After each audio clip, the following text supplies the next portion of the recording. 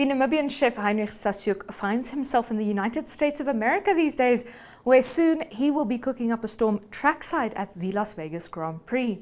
Hello and welcome to today's episode of Lights Out. I'm Irene Marie van der Walt, and today we have a look at a conversation that I had recently with Heinrich Stasiuk about his 10-year contract to cater the Formula One Las Vegas Grand Prix. Then we also take a look at the development of the 2026 Formula One car for the Mercedes AMG Petronas Formula One team. If you are still not sure about what changes happened under the hood and what was needed to develop those changes, stay tuned, we'll be right back. Namibia is a land of movement, with waves that never stop reaching forward. Here, adventure is not something we search for. It is something we are born into. In every corner of this country, creativity rises, from artists, from athletes, from dreamers. And when the world comes to explore Namibia, they discover something extraordinary. Because when sport moves people, creativity moves ideas, and tourism moves the world toward us. Something powerful happens. A platform where movement meets imagination, where industries connect, where opportunity grows, where Namibia's next chapter begins. Welcome to the Creative Sport Tourism Expo. Exhibit, partner, experience. Creative Sport Tourism.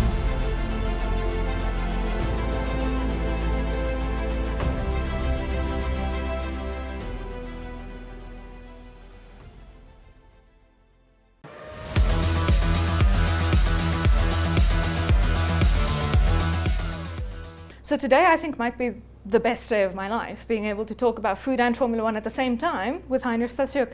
Heinrich, how are you doing? I'm great, thanks. Great to have you here. I'm so excited again to bring those two together.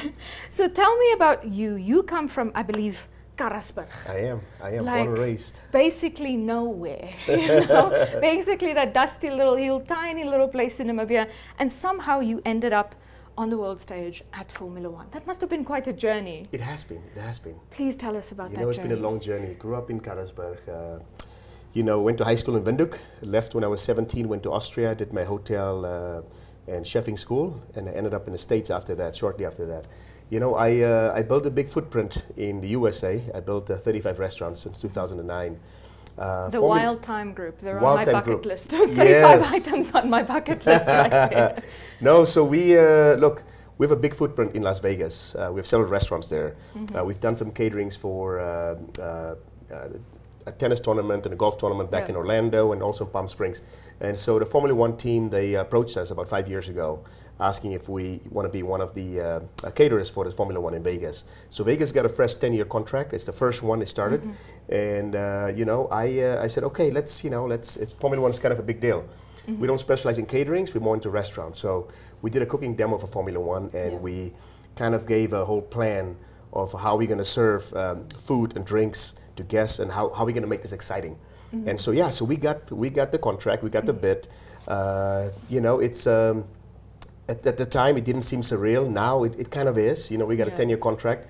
It's a pretty big event. A lot of celebrities and other celebrity chefs coming, and all the Formula One drivers and so on.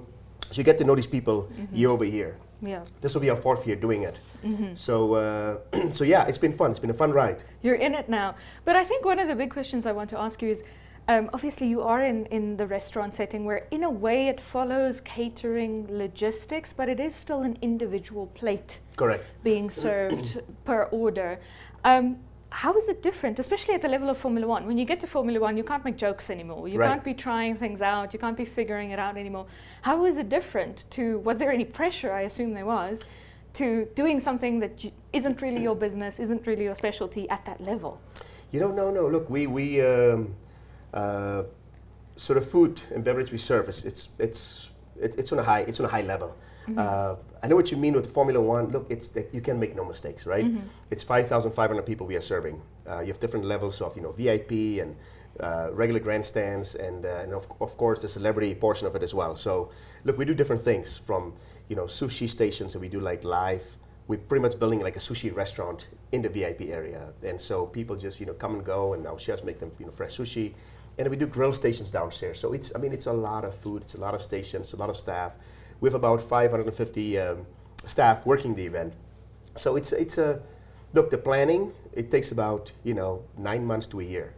So we literally just started again right now in the second phase of planning for this year's Formula One in November. So there's a lot of moving parts and so forth. We have a big team with a lot of corporate chefs. So it's something we've done before. Definitely nerve-wracking the first year that nothing go wrong. But look, like anything, as the second year progresses, the third year, it just gets better. Yeah, and then I want to ask you about those celebrities. Was there one or two faces that you saw that you went, I know who that is, that's a very important person? Yeah. I mean, look, Shaquille O'Neal, he comes and eat our steak all the time. Jay-Z and Beyonce, they were there. Jay-Z and Beyonce, they were there as well.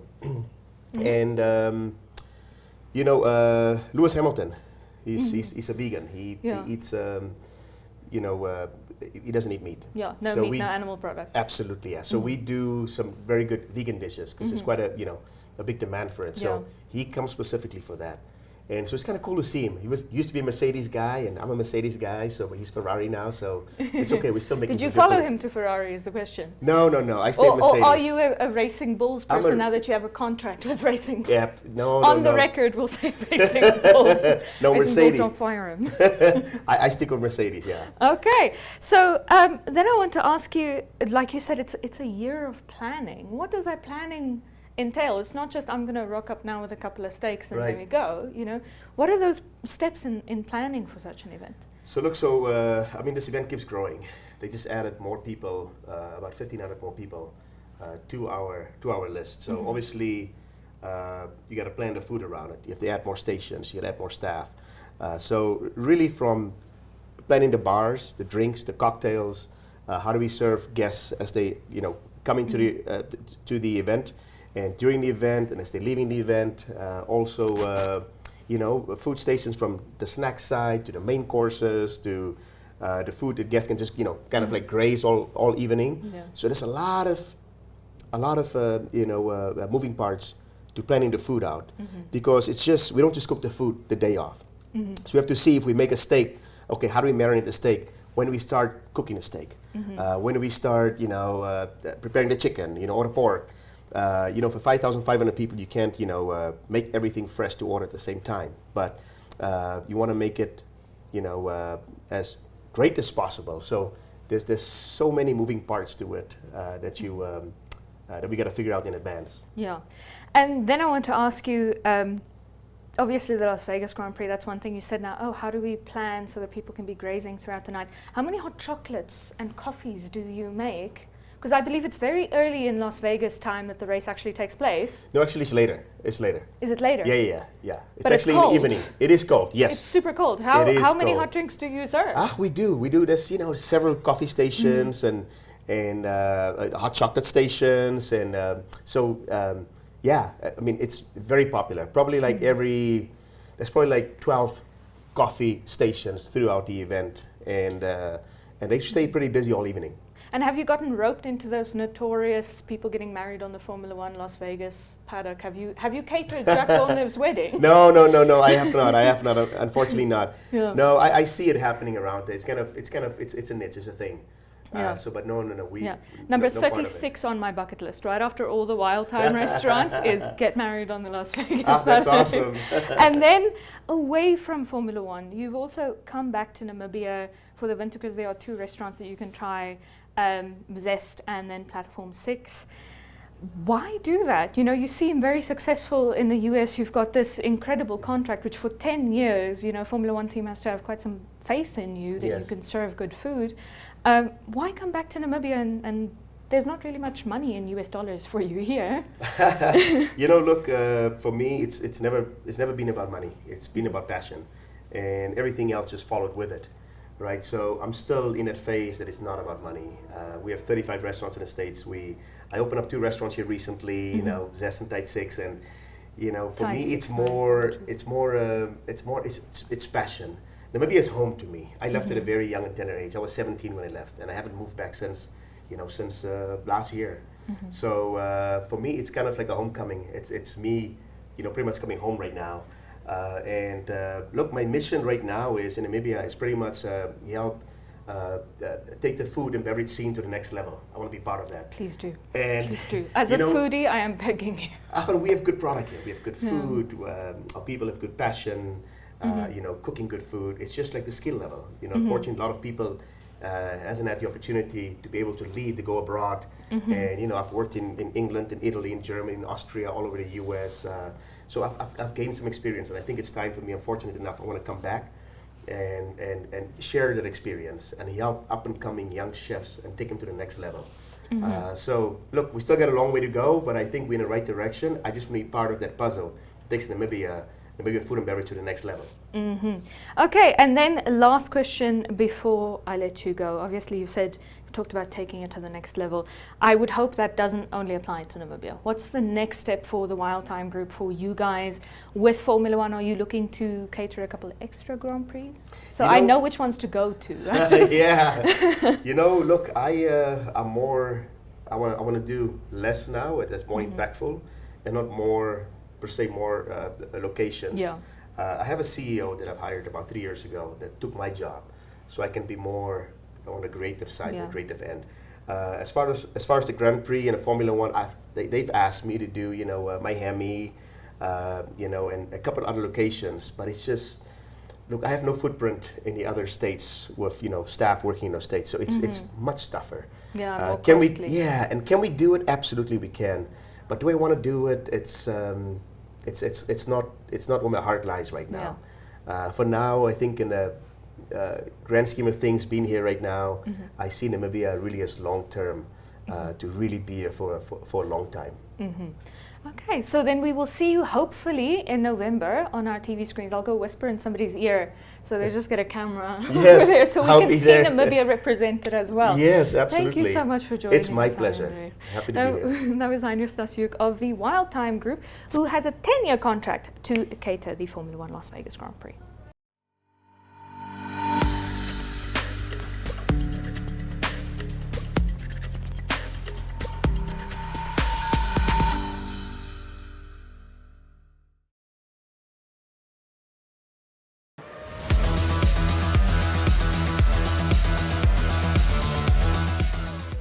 The 2026 regulations overhaul brought a major challenge for Formula One teams to adapt to more electric cars. Let's have a look at what Mercedes-AMG Petronas Formula One team had to do to put their car out on track.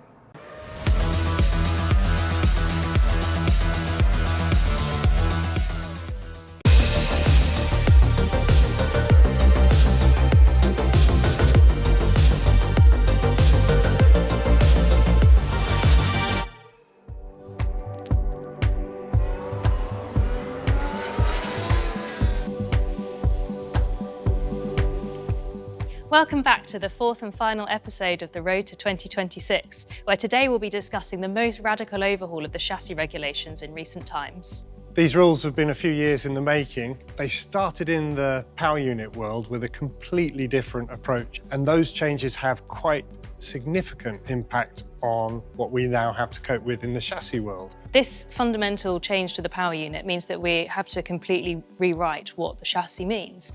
And these two changes happening at the same time is the biggest change that we've seen as a sport in a very long time. So this is quite a big impact on the whole of our business. These chassis are going to be smaller, they're going to be lighter, and as a result, hopefully we will have more agile racing and closer racing, which will hopefully make the sport more exciting to watch.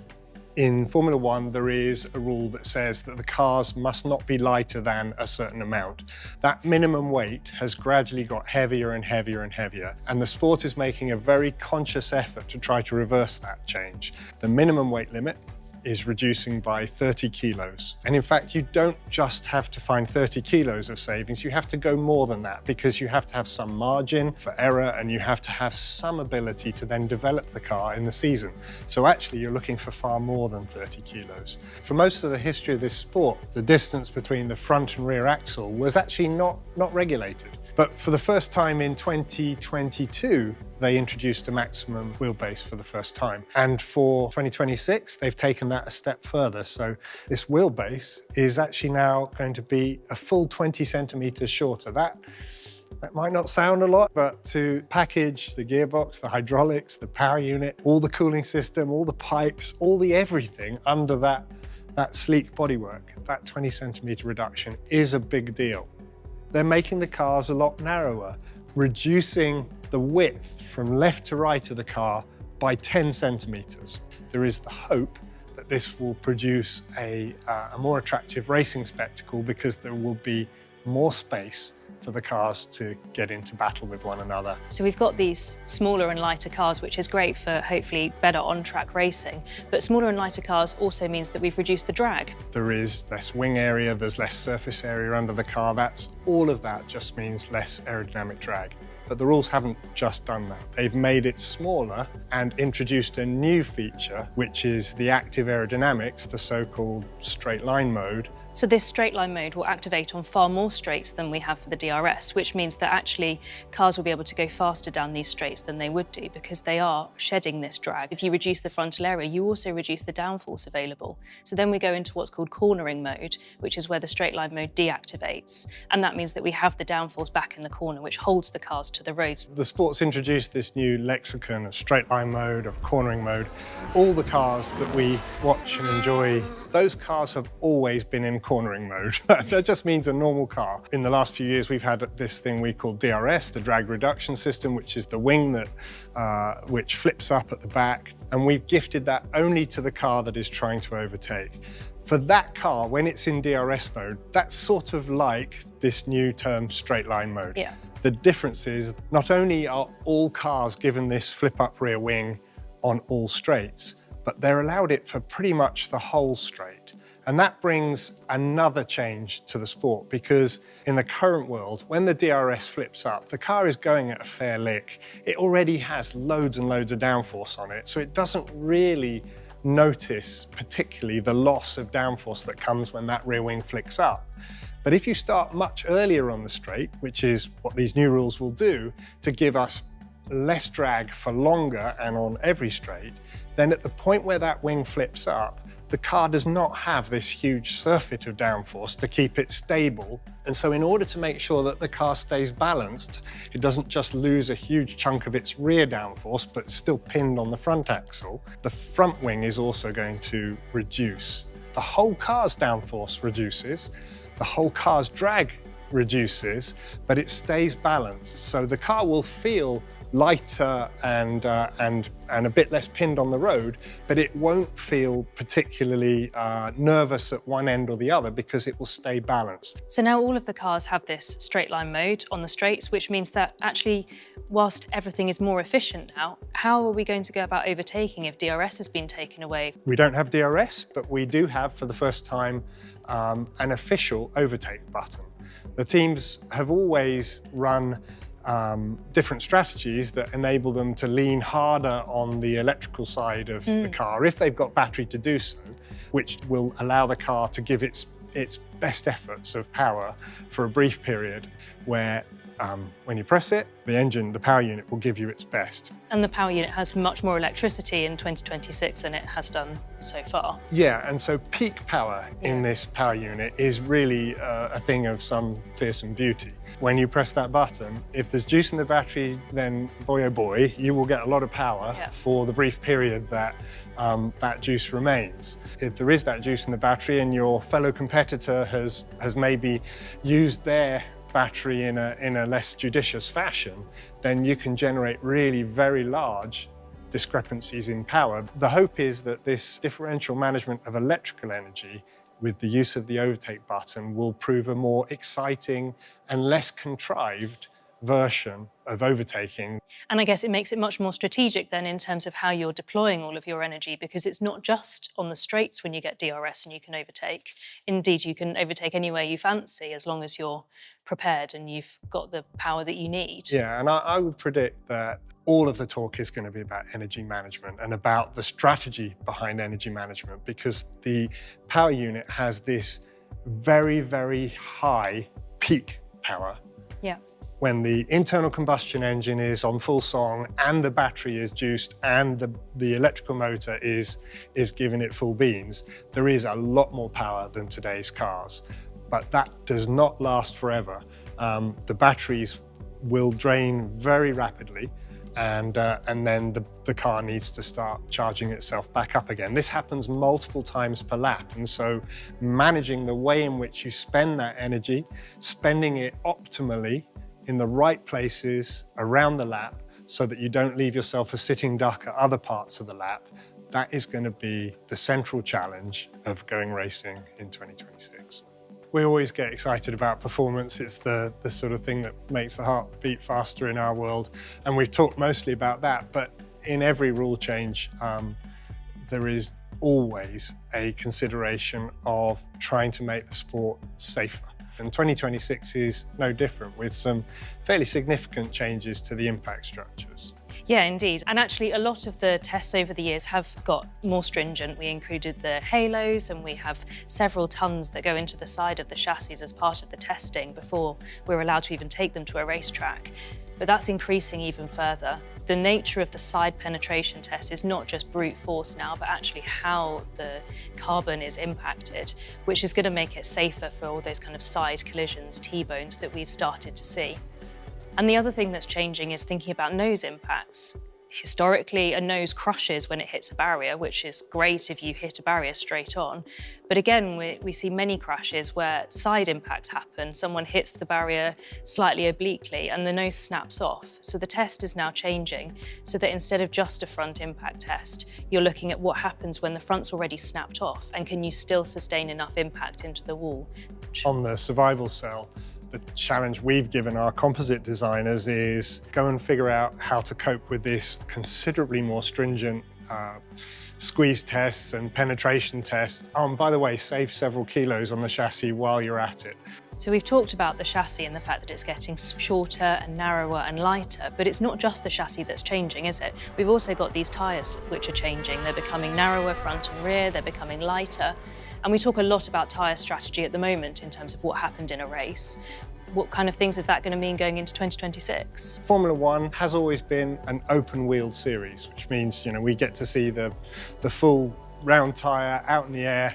But the downside of having an open-wheeled formula is the tyre is a very draggy object. It's a bit of a barn door for the oncoming air. If we make the tyres smaller, they will produce less drag. But smaller also means less rubber. And it's the rubber that does all the hard work of turning the performance of the power unit, the skill of the driver, and the downforce that the chassis folk have put into the car. It's the tyre that transmits all of that to the asphalt. Each bit of the rubber will have to do more work. And that probably means that each bit of the rubber will be hotter. And if you're a fan of the sport now, you know that we never shut up about tyre temperatures. Yes. And I suspect this will also be a thing in 2026. These new rules are a huge change for all of us, a complete clean slate for the chassis. And while we have spent this session talking about the strategy behind the rules, the intent behind the rules, and what it delivers for the sport, we're interested in making the fastest car we possibly can within that rule set. If the rules deliver on their objectives for the sport, great. But what we want to do is make sure that our car is the one at the leading edge of that pack, the one that is going to be taking the flag. That's the part we're in, trying to make sure every day at work we are looking for the opportunity in the rules so that we deliver a car that at that first race has a chance of winning and then a chance to propel us to a championship in 2026.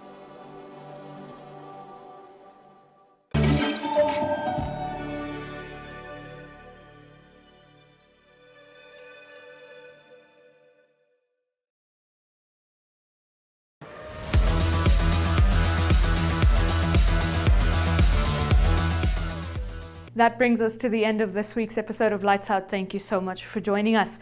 Remember that you can catch Lights Out every Friday at 5:30 on network television, DSTV 285 and GoTV 25 in Namibia, as well as oneup2.com.